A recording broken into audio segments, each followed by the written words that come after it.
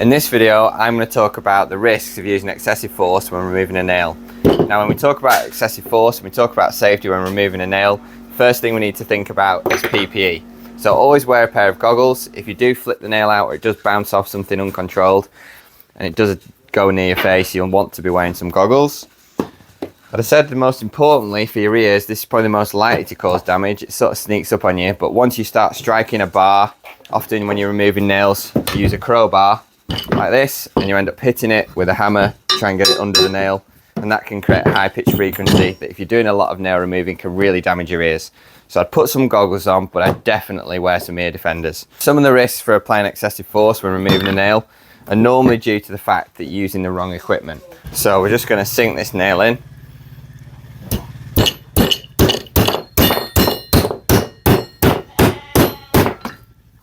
So now we're going to go through the risks of applying excessive force when we try and remove this nail. Now once you've got a hammer under here, if you find yourself straining and you're trying to pull nails out and you're really trying to force the hammer up and the nail's not moving anywhere, if it slips off the nail, you can run the risk of the hammer coming back at you. So you always want to keep your hammer there. What I sometimes like to do is keep my thumb pushing this direction, just so make sure that the nail head stays within the V of the hammer.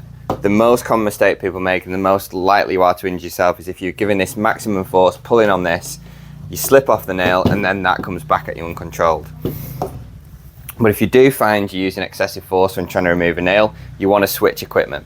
So if I'm pulling on this hammer, it's not feeling like it's going to move and I'm going red in the face, switch to a larger bar. Again, if you're pulling on this bar, giving it all the force, whenever you are levering a bar, stand out the way of it. There's no reason why you have to be stood directly behind the bar as you lever it. Stand to the side, so if the bar does slip out, it's not going to cause any damage. Keep your face out the way. You don't want to be here behind the bar as you're pulling, so if it slips off the nail, it's going to end up in your face. And then again, if the nail's even more stubborn, you need a larger bar, more leverage to